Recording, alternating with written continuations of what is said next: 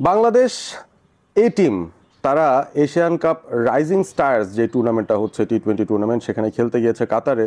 এবং গতকাল সেই টুর্নামেন্টেরই প্রথম ম্যাচে ইন্ডিয়া যেভাবে ইউএইকে ধ্বংস করেছে, প্রায় 300 রান করেছে আগে ব্যাট করে, যেখানে ওই 14 বছর বয়সী ভাইভাভ সূর্যবংশী একটা রেকর্ড সেঞ্চুরি করেছেন, 40 অড বলস খেলে প্রায় 150-র কাছাকাছি একটা স্কোর করেছেন। তো সবকিছু মিলিয়ে কিন্তু মনে হচ্ছিল যে আসলে এই যে রাইজিং স্টারদের রাইজ, সেটা দেখে বাংলাদেশ কতটুকু চাপে পড়ে, বা বাংলাদেশের যেই এই টিমটা গিয়েছে সেখানে নতুন কোনো ক্রিকেটাররা কি রাইজ করতে পারে কিনা, ওই ওকেশনটায় নিজেদেরকে চেনাতে পারেন কিনা নতুন করে পুরো ক্রিকেট বিশ্বে।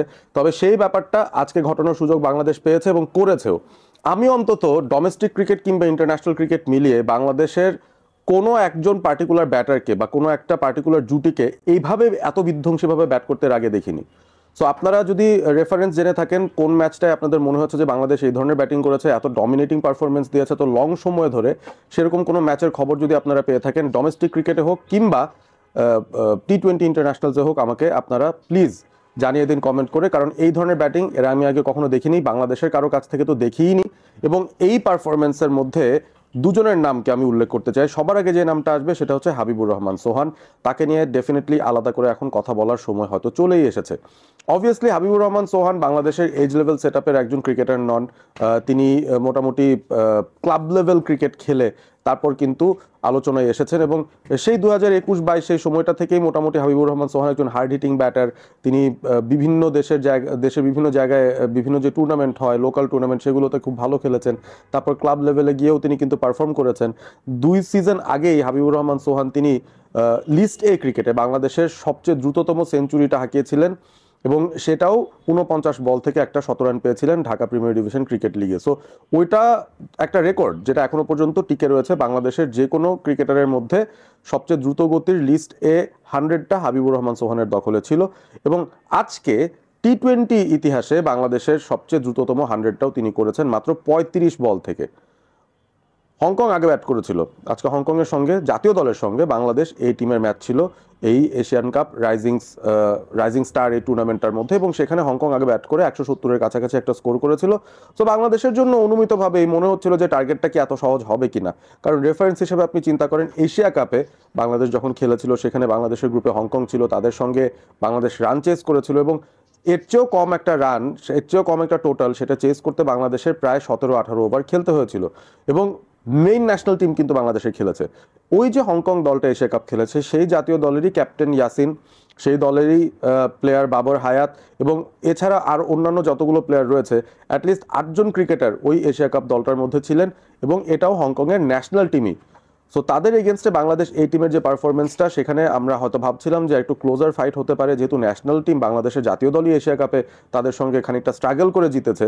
হ্যাঁ, অনেক সময় লেগেছিল তাদের ওই 150 রান চেস করতে।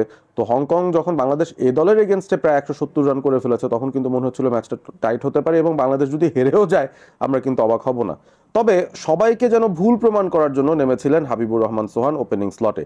জিশান আলমকে সঙ্গী করে যখন পাওয়ার প্লের ভেতরে তিনি খেলা শুরু করেছেন, একটা পর্যায়ে জিশান তো একটা প্রান্তে 2-3টা বল খেলেই বসেছিলেন, হাবিবুর রহমান অন্যদিকে 6-এর ফুলঝুরি ছুটিয়েছেন। শুধু 4 নয়, 6-এর ফুলঝুরি ছোটাতে ছোটাতে তিনি 14 বলে 50 করেছেন, যেটা কিনা বাংলাদেশের ইতিহাসে একজন বাংলাদেশি হিসেবে টি-20তে সবচেয়ে দ্রুততম 50 ছিল। তবে সেখানেই হাবিবুর রহমান সোহান থেমে যাননি, তিনি 35 বলের ভেতরে পূর্ণ করেছেন তার সেঞ্চুরি, এবং 100 রানে অপরাজিত থেকেছেন বাংলাদেশ মাত্র 11 ওভারে।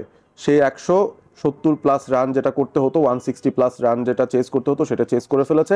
পথিমধ্যে তারা 2টো উইকেট হারিয়েছিল অবশ্যই, সেখানে জিশান আলম তিনি আউট হয়ে গেছিলেন 20 রান করে, জাওয়াদ আবরার 3 নম্বরে ব্যাট করতে নেমেছিলেন এবং 4 বল থেকে মাত্র 2 রান করে তিনিও আউট হয়ে যান। তবে হাবিবুর রহমান সোহান 10টা ছক্কা তিনি হাঁকিয়েছেন, 8টা চার তিনি হাঁকিয়েছেন তার এই ইনিংসটায়, এবং যে কোনো একটা পার্টিকুলার টি-20 ইনিংসেও বাংলাদেশের পক্ষে বোধহয় সবচেয়ে বেশি সংখ্যক ছক্কা মারার রেকর্ডও এটাই হওয়ার কথা, if I am not wrong. 10টা 6 তিনি হাঁকিয়েছেন এই একটা ম্যাচের মধ্যেই, একটা ইনিংসের মধ্যেই, সেটাও একটা রেকর্ড। এবং 2 উইকেট পড়ার পর হাবিবুর রহমান সোহানের সঙ্গে জুটি বাঁধতে আসেন আকবর আলী, যিনি কিনা এই এ দলটার ক্যাপ্টেন।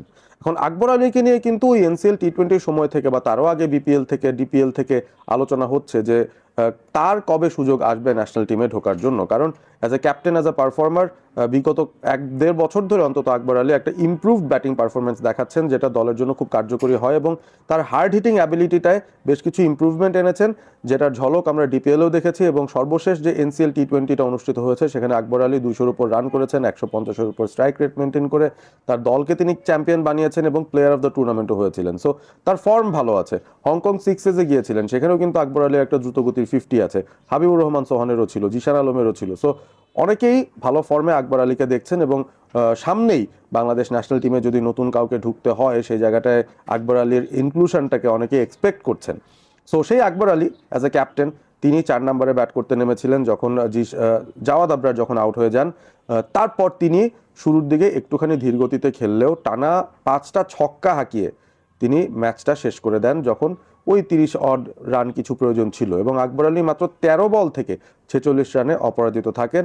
হাবিবুর রহমান সোহান অন্য প্রান্তে 100 রান করে অপরাজিত ছিলেন। সো ওভারঅল আমার কাছে মনে হয় যে ইট ওয়াজ আ ফ্যান্টাস্টিক পারফরমেন্স, এবং এই ধরনের বিধ্বংসী ব্যাটিং আমরা দেখার জন্য মুখিয়ে থাকি।